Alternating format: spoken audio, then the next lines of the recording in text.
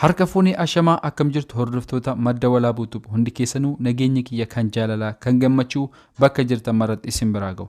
Egaa hordoftoonni tiyyaa yeroo dheeraadhaaf adda bannee turre har'a immoo viidiyoo bifa bareeda ta'e tokkoon qabadhee isiniif dhiyaadhee jira jechuudha. Yeroo dheeraa dura viidiyoowwan isiniif dhiyeessaa ture adda kutuun kiyya ni yaadatama.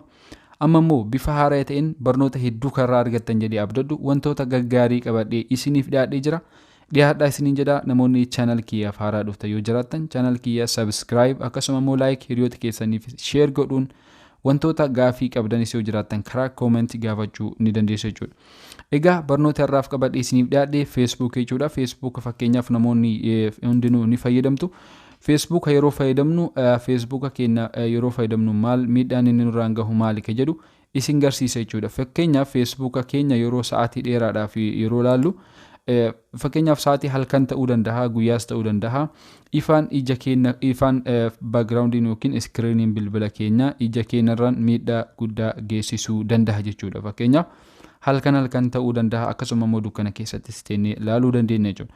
So haala kamiin ija keenya akka miidhaa nurra hin geenye godhuu dandeenya ka jedhuuf appilikeeshinicha Facebook biraa gabuufattu jechuudha. Google Play Store keessa ni galtu. Google Play Store keessa erga galtanii kaatanii Facebook Lite jettaniitti search gootu. Facebook Lite haala argaa jirtan kanaan isinii baha. Erga install gootanii kaatanii open gootu.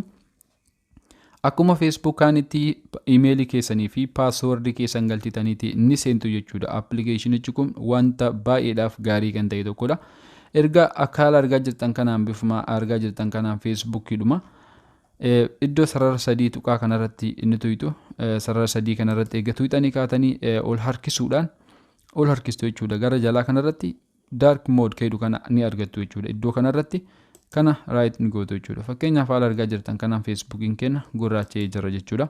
Bifa gurraachaan haala argitan kanaan fayyadamuu dandeessu. Fakkeenyaaf kun Facebook profile kiyya wantootaan ani share godheedha jechuudha asirratti. Haala argaa jirtan kanaan bifa gurraachaan Facebook keessan bakka feetan teessanii ija keessan hanga sa'aatii barbaadanittis fayyadamuu dandeessu jechuudha.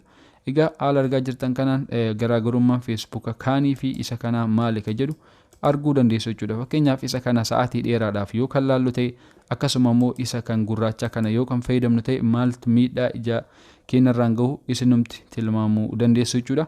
Egaa barnoonni irraaf qabadhee isiniif dhiyaadhe isa kana ture. Namoonni channel kiyyaaf haaraa dhuftan subscribe akkasuma immoo like viidiyoo biraatiin hanga walitti deebinutti nagaan tura.